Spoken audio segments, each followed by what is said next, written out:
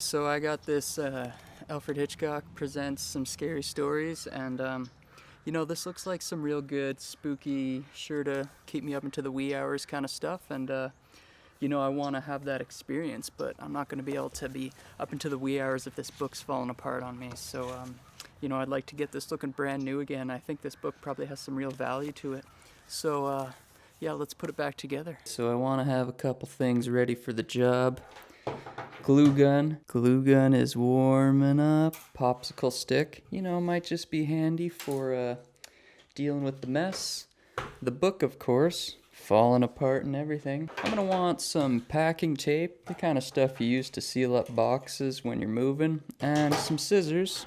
And I think that's about it. Oh, and I'll have some cardboard laid out on the table in case I make a mess. So I'm gonna line up my book where I want it to be. Open it up. Just carefully do one line. I have just enough glue. I almost have to push it with this popsicle stick. It's a good thing I had that popsicle stick.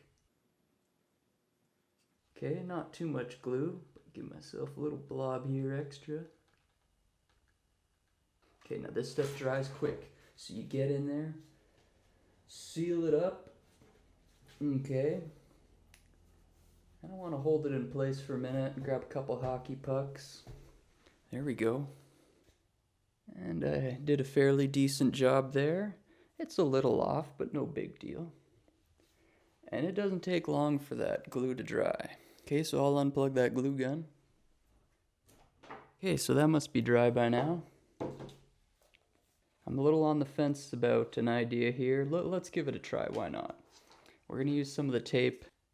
And we're going to do kind of an inside strip of tape here.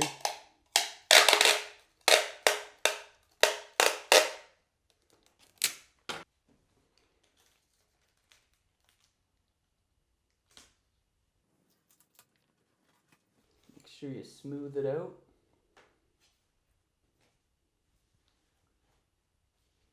Use those scissors just to trim away that little bit of excess tape I don't need. Oh yeah, right on the edge. What precision. Just tuck that little bit around the page. That is nice and snug. I could do the same for the other side. What do you think? Oh, might as well. This book of scary Hitchcock tales clearly needs the royal treatment of all this packing tape. Okay. Once again, get it flat as can be. Yeah, so now the glue is really protected in there.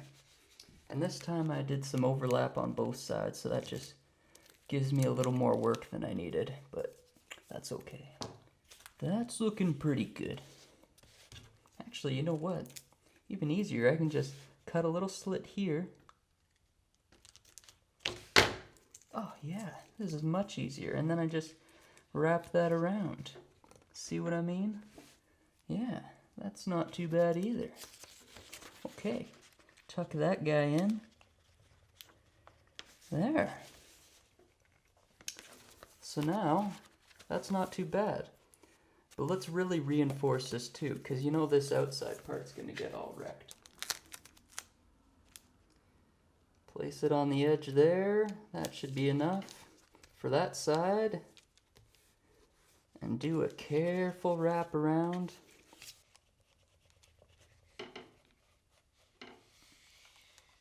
Oh, this is gonna be just better than a brand new book. Oh, that looks really nice. And as always, we cut off that excess bit of tape. And what's with these old books? Why do they make the edges blue like that? It's just so weird.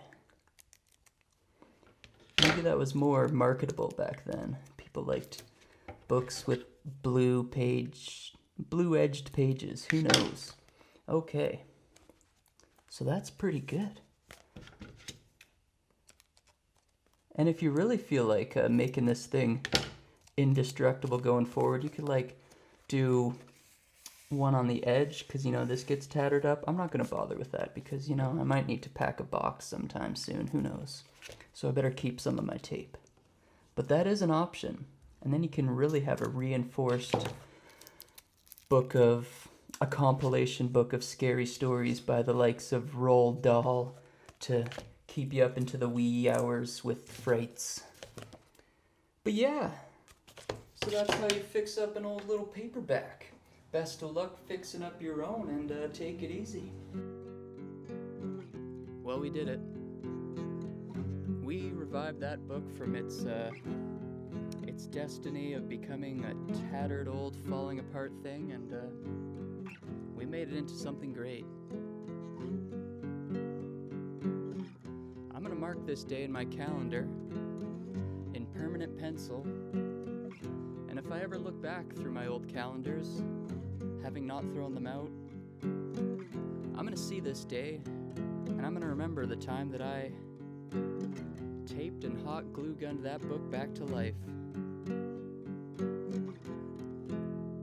So in the future, I'm gonna have another good day because of this day.